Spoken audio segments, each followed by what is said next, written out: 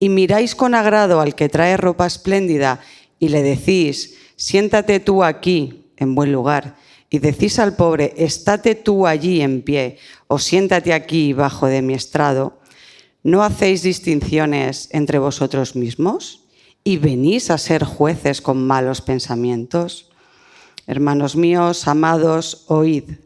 ¿No ha elegido Dios a los pobres de este mundo para que sean ricos en fe y herederos del reino que ha prometido a los que le aman? Pero vosotros habéis afrentado al pobre. ¿No os oprimen los ricos? ¿Y no son ellos mismos que os arrastran a los tribunales? ¿No blasfeman ellos el buen nombre quien fue invocado sobre vosotros? Si en verdad cumplís la ley real, conforme a las Escrituras, amarás a tu prójimo como a ti mismo, bien hacéis. Pero si hacéis acepción de personas, cometéis pecado y quedáis convictos por la ley como transgresores. Porque cualquiera que guardara toda ley, pero ofendiera en un punto, se hace culpable de todos. Porque el que dijo no cometerás adulterio, también ha dicho no matarás. Ahora bien, si no cometes adulterio pero matas, ya te has hecho transgresor de la ley. Así hablad y haced como los que habéis de ser juzgados por la ley de la libertad. Porque juicio sin misericordia se hará con aquel que no hiciere misericordia, y la misericordia triunfa sobre el juicio. Amén. Espíritu Santo, sé tú el que guíe en esta palabra, sé tú el que quita, el que ponga, el que revele, el que edifique sobre cada uno conforme a tu propósito de cada una de las vidas que esté aquí. Sé tú hablando, sé tú guiando. Hay consuelo y esperanza para el pobre, Señor. Sé tú ministrando en el nombre de Jesús. Amén. Las cartas de Santiago, para aquel que le guste, ¿qué tengo que hacer? Decirme esto y esto y esto. A Santiago. Santiago era un hombre muy directo. Era un hombre muy práctico con la ley. Santiago era un líder de la iglesia, de las primeras iglesias, de la primera iglesia después de morir Jesús. De hecho, estas cartas de Santiago son los manuscritos más antiguos que hay. Estas cartas se escribieron entre el 44 y el 49, incluso un poquito antes que los Hechos. Luego hablaremos de los Hechos. Es decir, son muy recientes a cómo empezaron las primeras iglesias, ¿no? Cómo esos líderes que habían caminado con Jesús y habían entendido el Evangelio lo daban a las iglesias.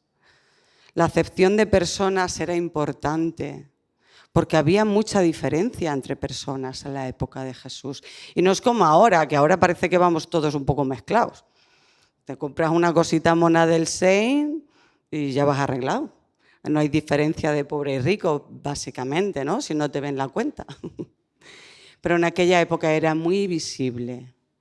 Solo había gente con anillos y buenos vestidos o gente con harapos. Pero Jesús vino a por los pobres, a por los que el mundo les había hecho acepción de personas. Y Santiago es práctico al respecto. Dice, mira, esto es así. Y duele un poquito que te señalen y que te digan, esto es pecado, pero es que lo pone la palabra. La acepción de personas es pecado. Y Santiago va muy directo al respecto. Vamos a ir versículo a versículo. Versículo 1. Dice, hermanos míos, que vuestra fe en nuestro glorioso Jesucristo, vuestra fe. ¿Cuál es nuestra fe? ¿A qué fe se refiere Santiago?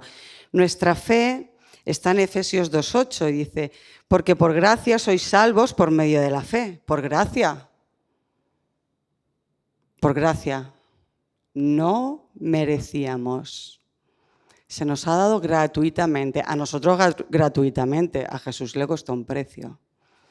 Pero a nosotros gratuitamente. Jesús a favor de nosotros, dando.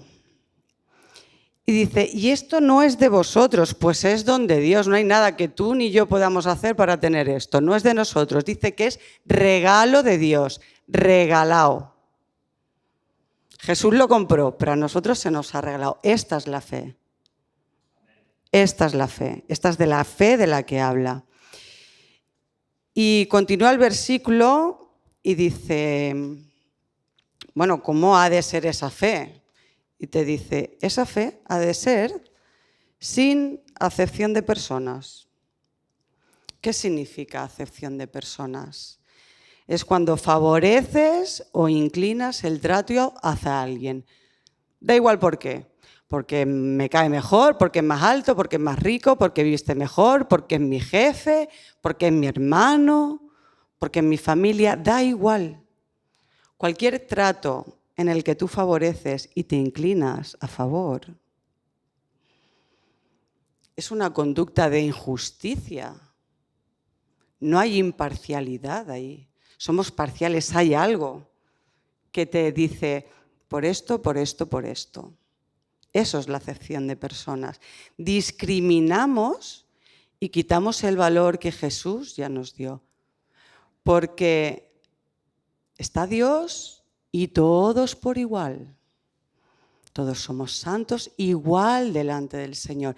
Por lo tanto, si tú estás haciendo una acepción de persona y estás favoreciendo por encima de, le estás quitando valor a lo que ya ha regido Dios. Que es que todos tienen el mismo valor delante de Él. La acepción de personas, por lo tanto, no es agradable al Señor. Dice que es pecado, por lo tanto no le agrada al Señor. Vamos a ver qué dice Dios al respecto de esto. Deuteronomio 10, 17 y 18 dice, porque Jehová vuestro Dios es Dios de dioses y Señor de señores. Es Dios grande, poderoso y temible, que no hace acepción de personas, ni toma cohecho. Él no malversa. Él no dice, hago esto por esto. No, él no hace cohecho. ¿Qué hace? Versículo 18, ¿qué hace justicia al huérfano, a la viuda, y ama también al extranjero dándole pan y vestido?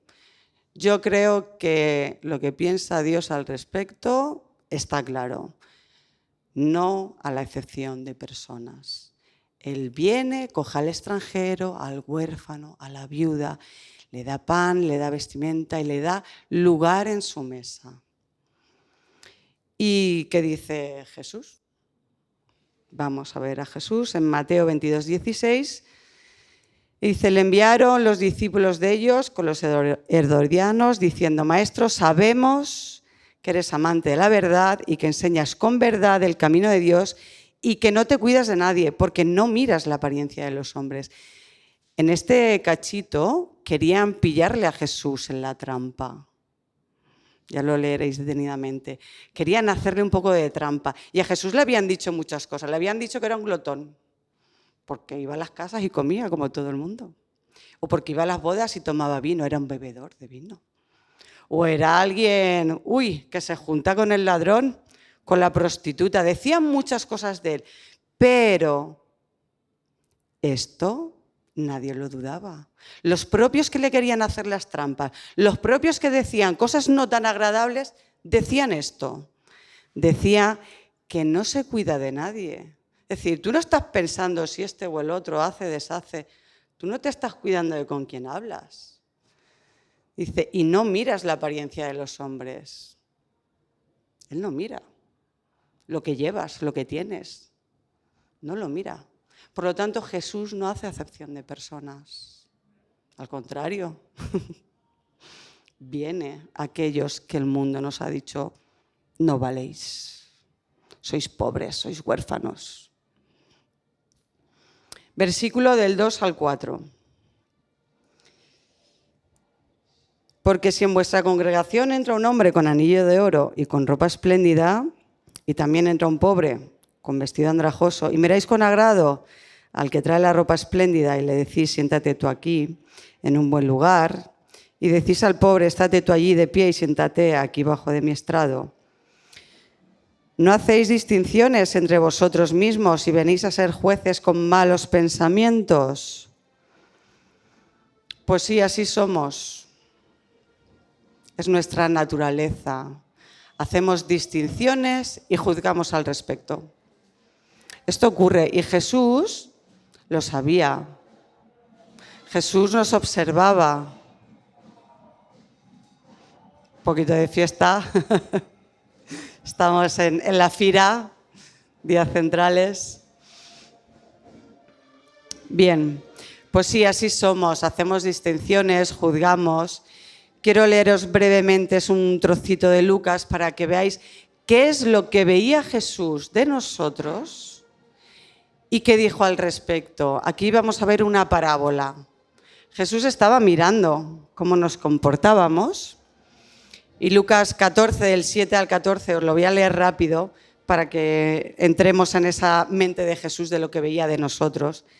Dice que observando Jesús cómo escogían los primeros asientos de la mesa, refirió a los convidados con una parábola.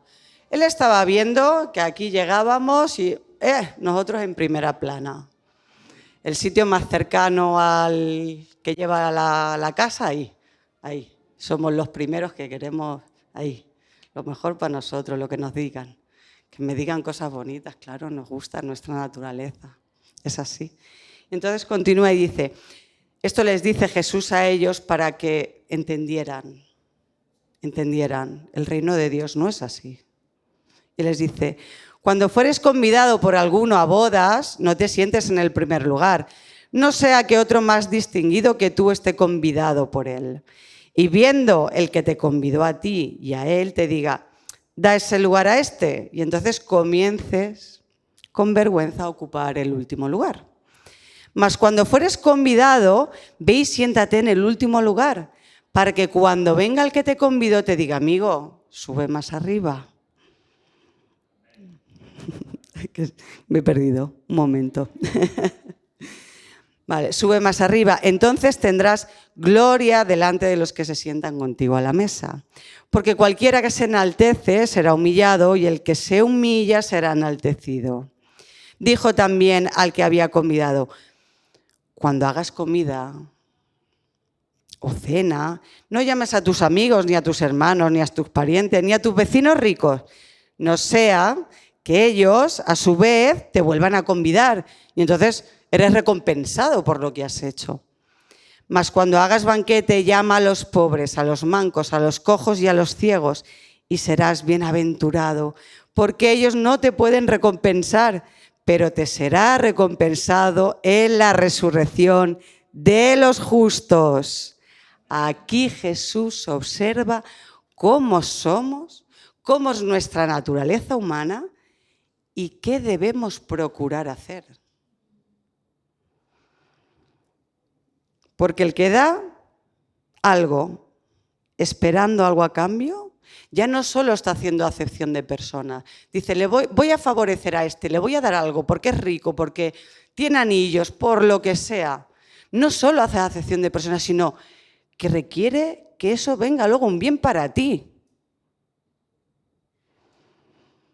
Hay una doble intención. No solo estás pecando y estás diferenciando, distinguiendo y juzgando, que a ti no te toca juzgar, sino es que encima quieres un provecho para ti. Y Jesús esto lo ve y le dice, sí, yo lo sé que sois así, no pasa nada. Pero yo os voy a decir un poquito cómo proceder. Siéntate el último. El que te tiene que promover es el Señor. El que te tiene que validar es el Señor. Porque como hemos leído, si esperas que te valide otro, puede ser que llegue y te siente el último y te humille. Entonces, vayamos con humildad y permite que sea Dios el que te ponga delante, porque Él no se equivoca. Si llegas al sitio y te sientas a lo último y llega el dueño, porque nosotros somos unos convidados constantes a la mesa del Señor. Somos unos convidados constantes. Nosotros cuando vamos a la mesa del Señor, el novio Jesucristo. Él es el importante. Por lo tanto, Él es el que te tiene que decir, ven aquí, adelante, ven a mi lado. Él nos promueve. Versículo 5. Vale. Hermanos míos, amados, oíd. ¿No ha elegido Dios a los pobres de este mundo para que sean ricos en fe y herederos del reino que ha prometido a los que ama? Vamos a determinar un poco qué es ser pobre. Efectivamente, Jesús vino a por los pobres. Pobre no es solo no tener dinero. El diccionario dice que es el que necesita y el que no tiene lo necesario para vivir. Pobre también es aquel que tiene, pero no administra bien. Porque si en mi casa entra la suficiente economía para que no nos falte de nada, pero yo tomo una mala decisión y pongo parte del dinero en cosas que no se requieren y no llega para lo que se necesita, ahí hay pobreza. Si no administramos bien lo que nos da el Señor, ahí hay pobreza. Cuando no hemos tenido una educación o una cultura muy rica, no hemos tenido todo ese mínimo básico cultural de educación, ahí hay pobreza. Es material. Nos limita a trabajos, nos limita a un estatus, ahí hay pobreza. Y luego está la pobreza espiritual. Y la vemos en Mateo 5:3, son las bienaventuranzas. Y habla de los pobres de espíritu. Ese es otro tipo de pobreza. El pobre de espíritu, bienvenidos. El pobre de espíritu tiene una humildad total dependiente de Dios. Cuando alguien en su intimidad ha ido y ha dicho, Señor, ayúdame en esto, Señor, no entiendo esto, has abierto tus manos, ¿le has pedido al Señor? Has sido pobre delante de Él. Le has pedido lo que tú necesitas a Dios. Por lo tanto, de aquí, ¿quién ha sido pues pobre? ¿Quién ha necesitado de Dios? ¿Quién ha necesitado para vivir intelectualmente, emocionalmente, físicamente, económicamente? Todos somos pobres delante del Señor. Tranquilos que hay esperanza. Vamos a avanzar unos versículos. Hay esperanza. Vino Jesús a por los pobres. Hay esperanza para ti, hay esperanza para mí. Lucas 4:18 dice, el Espíritu del Señor está sobre mí, por cuanto me ha ungido para dar buenas nuevas a los pobres. Bien. Ahí entramos nosotros. Bien. Las buenas nuevas es una promesa de victoria. Una promesa de victoria. Jesús nos promete que hay victoria. Por lo tanto, vamos a ganar la pobreza. Y habrá riqueza en el reino de los cielos, pero habrá riqueza. Mateo dice que el reino de los cielos será de nosotros, de los pobres. Gloria a Dios. Aleluya. Hay esperanza, es para nosotros. Por lo tanto, nos ha rescatado de la orfandad, de la pobreza, de que ya no hay acepción de personas con nosotros. Él nos ha hecho aceptos. ¿Es así? Di conmigo, Cristo me ha rescatado. Amén. Nos ha rescatado, ya no somos pobres. Versículos 6 y 7. Pero vosotros habéis afrentado al pobre. No os oprimen los ricos, sino son ellos los mismos que os arrastraban a los tribunales. ¿No blasfeman ellos del buen nombre que fue invocado sobre vosotros? Dios actúa totalmente diferente a como hacemos nosotros. Eligió a los más marginados del mundo como los primeros ciudadanos del reino, con pleno derecho y privilegios. El reino de Dios se ha prometido con todo el que ama a Cristo. Ahí está nuestra esperanza, nuestro rescate. Versículo 8 y 9. Si en verdad cumplís la ley real conforme a la Escritura, amarás a tu prójimo como a ti mismo, bien hacemos. Pero si hacéis acepción de personas, cometéis pecado y quedáis convictos por la ley como transgresores. Cometemos pecado. Yo he pecado. Yo he decidido a quién sí y a quién no le hablo de Cristo. ¿Por qué? Porque iba vestido de una manera, porque conozco su vida. Le voy a hablar, si conozco esto, esto y esto. No estamos exentos de eso. Lo que pasa es que yo una vez fui esa persona. Tú fuiste un pobre, una acepción de personas para el mundo, pero Cristo llegó a tu vida. Cristo llegó a tu vida. Entonces, ¿vamos nosotros a hacer acepción de personas cuando nosotros hemos sido esa acepción de personas? Ahí está el pecado. Convicto significa que se ha probado legalmente que hay un delito. Ya está probado legalmente que hay un delito, por lo tanto eres convicto. Y transgresor es que ha habido una ruptura en lo que establece Dios. Ha habido una ruptura con lo que ha dicho el Señor. No, versículo 10 y 11, dice, porque cualquiera que guardara toda la ley, pero ofendiera en un punto, se hace culpable de todos.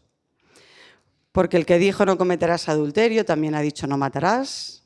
Ahora bien, si no cometes adulterio, pero matas, ya te has hecho transgresor de la ley. De esto hemos hablado mucho y continuaremos hablando. La ley, no podemos cumplir la ley. No podemos. La lista siempre gana. Siempre gana. Aquí habla de dos pecados que en la época eran los más grandes. El matar y el adulterio. En nuestro día hay pecados que ya van tomando niveles. Para el Señor no hay niveles. Ponerlos más gordos para que, como decía el pastor, ¿no? Para que nos choque, ¿no? Para que nos llame la atención. No hay medias verdades ni medias mentiras. No hay mentiras piadosas, es pecado. Entonces, no podemos cumplir la ley. Pum, pum, pum, la lista, porque cuando hacemos una cosa ya estamos haciendo otra ya. No he mentido, pero he tenido un mal pensamiento. No podemos. Necesitamos de la gracia. Necesitamos de la gracia. Vamos al versículo 12. Así hablad y haced con los que habéis de ser juzgados por la ley de libertad. La ley de la libertad. ¿A qué se refiere Santiago con la ley de la libertad? Porque no podemos cumplir la ley. Vamos a ver qué es la ley de la libertad. La ley de la libertad es el Evangelio de Jesucristo. Es la enseñanza moral del Nuevo Testamento que a través del Espíritu Santo somos guiados para vivir con amor y obediencia voluntaria, libres de condena del pecado, libres de la carga antigua de la ley ritual. Es el Evangelio de la gracia, son las buenas nuevas, es la victoria de Jesús sobre nuestras vidas, sobre el pecado. Todo castigo es fuera, toda carga es fuera. Cristo se la llevó. Esto es la ley. Es nuestra nueva ley. No es la de cumplir. Es la ley de la libertad. Cristo nos hace libres. Lo hacemos de una forma voluntaria. Nosotros decidimos aceptar esa buena noticia en nuestra vida, ese rescate, esa salvación. Y dice que hablemos conforme a ella y hagamos conforme a ella. No somos meros cristianos oyentes, somos hacedores del Evangelio de la gracia. Quiero llevaros a Hechos 10. Hemos predicado sobre este relato en las casas de vida y aquí en la iglesia. Quiero poneros en contexto. En Hechos 10, Pedro recibe una visión de Dios. Le baja un tapiz donde ve animales cuadrúpedos, fieras, reptiles. Y Dios le dice: Pedro, mata y come. Y Pedro dice: Nanay, yo no como cosas impuras. Y Dios le dice: lo que Dios limpió, no lo llames tú común. Lo que Dios limpió, no le llames tú común. Pedro entendió que le decía Dios. Esto ha servido mucho para el pueblo antiguo, directamente el alimento, de que ya somos libres de comer cualquier cosa. Las leyes sobre los alimentos fueron en un tiempo con una intencionalidad. Pero aparte de ese significado, cuando él está traspuesto con esta visión del Señor, madre mía, lo que me ha dicho el Señor, llegan unos señores y le dicen: mira, que te vengas con nuestro amo, con Cornelio, porque Dios habló a Cornelio. Cornelio era un hombre que buscaba a Dios, que tenía una moralidad muy alta en su servicio, en su trabajo, en su alrededor. Y él quería de Dios. ¿Qué es lo que ocurre aquí? Que necesita a Cristo. Él conocía a Dios. ¿Cuántos hemos venido sabiendo de Dios? Sabíamos de Dios, el que hemos sido católico, el que lo has escuchado, y todos conocíamos de Dios. Pero la salvación llega cuando conoces a Cristo. Cornelio requería de esto. Y Dios le dice: mira, te voy a decir cómo. Vete a buscar a Pedro, que era discípulo de Jesús, y Pedro te va a contar lo que tú necesitas.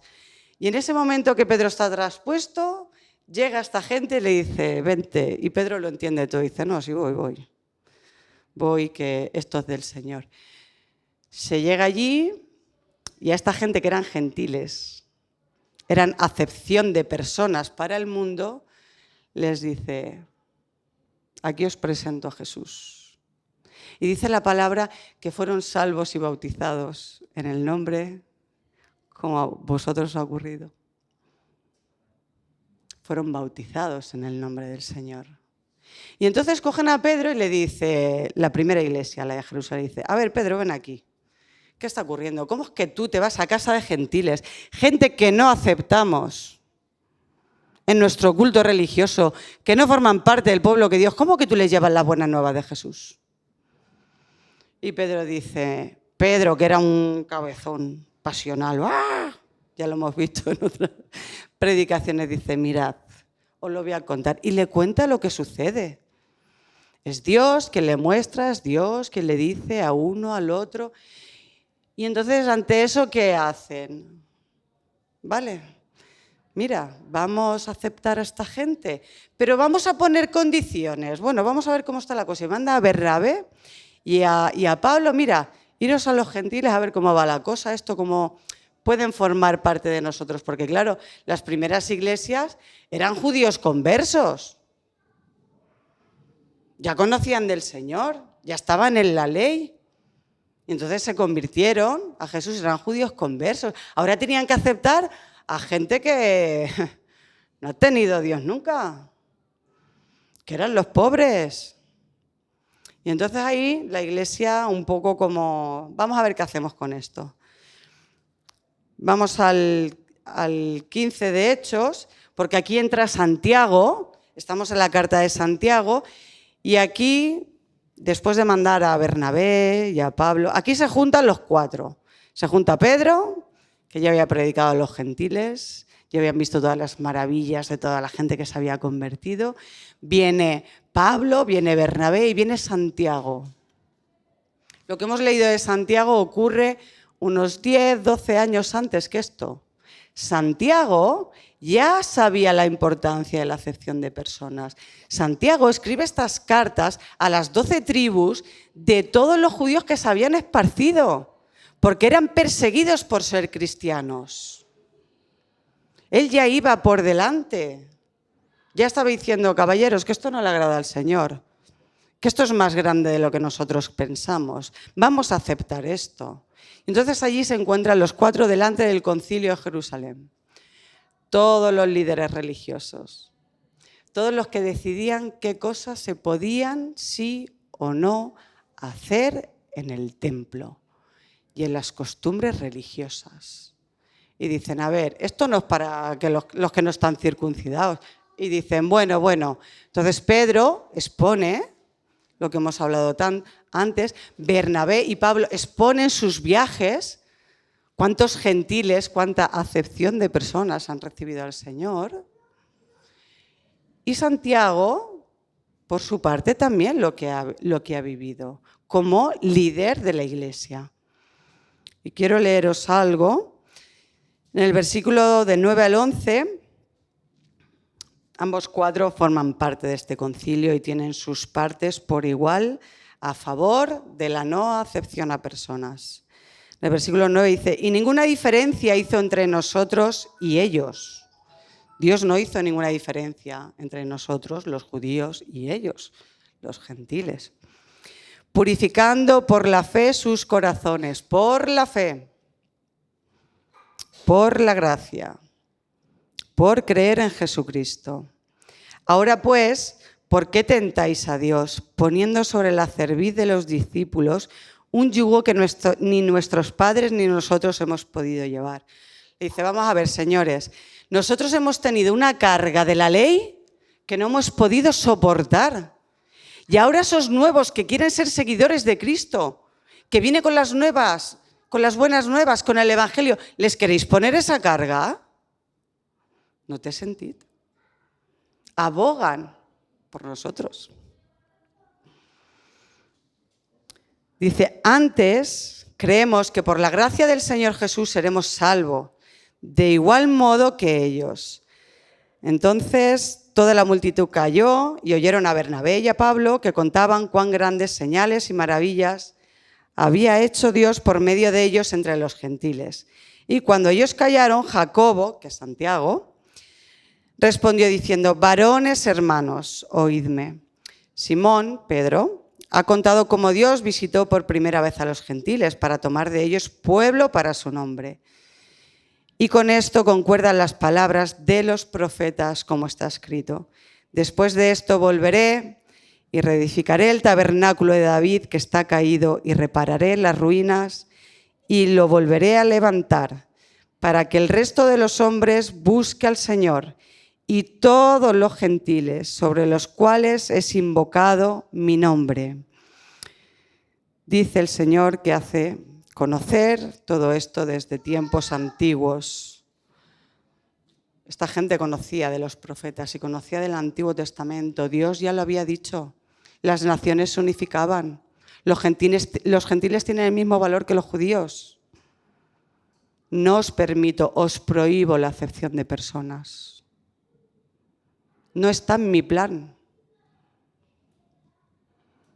Jesús, siendo rey, con toda su gloria y esplendor, se lo quitó, se puso vestimenta de pobre y vino a por nosotros.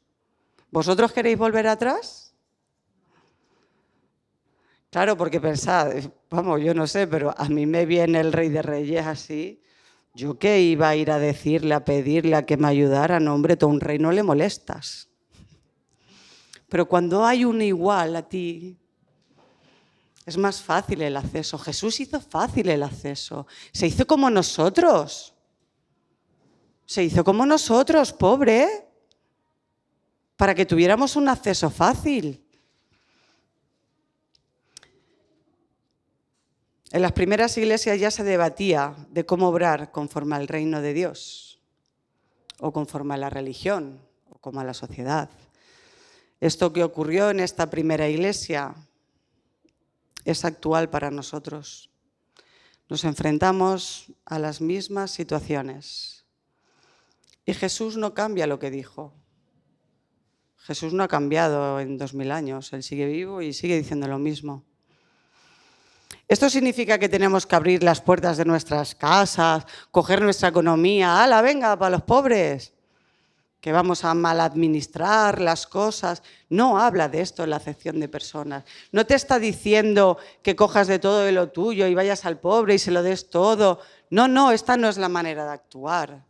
Lo que te está diciendo es que tú no puedes ser herramienta de tropiezo para el avance de los reinos de los cielos.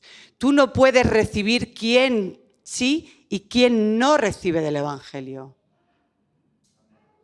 Eso es la acepción de personas. Por lo que sea. Me cae bien, me cae mal, tiene esta ropa. Ay, no, como mi jefe y va a traer dinerito, a este sí. Le llevo el Evangelio. Ay, mira, pobrecito, está en la puerta del cruz, hemos pasado. Me dijo, mamá, ¿y ese es pobre? Sí, cariño, es pobre. A ese no le llevamos el Evangelio. ¿Por qué? ¿Qué me va a favorecer esto a mí? ¿Qué va a traer esto al reino? Un pobre, por lo que hemos traído tú y yo. Dependencia del Padre. Jesús vino, se despojó de todo, dependiendo totalmente de Él. ¿Qué haremos nosotros al respecto? Lo mismo. Y cuando el Señor nos dice que tengamos sabiduría en las cosas y que seamos precavidos y astutos, es así. Pero esto es una herramienta para sumar al Evangelio. No es para que tú la utilices para ser un impedimento para el avance del Evangelio. Ay, no, yo te impor, ay, yo no. A este sí, a este no. Esto, mira, cuando esté... No, eso es la acepción de personas. Porque hemos sido llamados a llevar el Evangelio a todas las naciones. A toda persona. Nosotros hemos sido pobres, llegamos pobres al Señor y Él nos levantó, pero es que fuera están todos igual. Y el que piense que no, al Señor se lo entregamos porque se equivoca. Entonces, ¿elegiremos tú y yo a quién? Por supuesto que no. No queremos hacer acepción de personas. Queremos pedirle al Señor sabiduría para los tiempos, para los momentos, para la palabra, para ser herramientas de que su propósito crezca en cada uno. Versículo 13, y con esto acabo. Porque juicios y misericordia se hará con aquel que no hiciera misericordia, y la misericordia triunfa sobre el juicio. Amor por el prójimo, la bondad, el amor, el perdón, ¿supera la dureza de la ley? La ley, la que decidimos, la que juzgamos, la que nos juzga, con misericordia, la ley pierde, la gracia gana. Jesús se despojó de su riqueza, se hizo pobre para llegar a nosotros. ¿Qué nos puede enseñar Jesús? Algo distinto de lo que Él ha dicho, algo distinto de lo que Él ya ha hecho. ¿Qué nos va a llamar a hacer a nosotros? ¿Su ejemplo? ¿O yo te digo esto pero he hecho otra cosa? No. Jesús es ejemplo de esto. Si no fuera porque Él se hizo pobre y se puso en igualdad de miseria con nosotros, no hay salvación. No hay salvación. ¿Tú quieres llevar salvación a los demás? No hagas acepción de personas. Te ha llamado el Señor a llevar el Evangelio, no hagas acepción de personas. Pídele al Espíritu Santo sabiduría y herramientas para saber cómo y cuándo. Pero no le seas de tropiezo. Pedro y los demás se lo dijeron al concilio. Vamos a ser nosotros de tropiezo. Vamos a poner nosotros cargas que a nosotros nos pusieron y se nos han sido quitadas. De ninguna de las maneras. Haya misericordia y sabiduría en nosotros para dar lo que a nosotros ya se nos ha dado. Hermanos, Que esta palabra que ha sido puesta en nuestra mente baje a nuestro corazón, como decía ayer la pastora, mientras que hablábamos con esta chica, que sea bajada a nuestro corazón conforme al propósito del Espíritu Santo para nuestras vidas. Nadie hemos sido llamados a ser oyentes, somos hacedores del Evangelio. Y la palabra nos instruye. Hay cosas duras en la palabra que no nos gustan escuchar, pero son necesarias. Y cuando te rindas a ella y las pongas por práctica, habrá riqueza en ti, pero la del reino de los cielos. Amén, hermanos. Si alguno requiere de oración, los pastores o alguno de nosotros, de forma individual, con un tiempo de quietud, podemos orar por vosotros, por la palabra, por lo que necesitéis, por esa necesidad, por ese clamor al Señor. Sean bendecidos. Amén.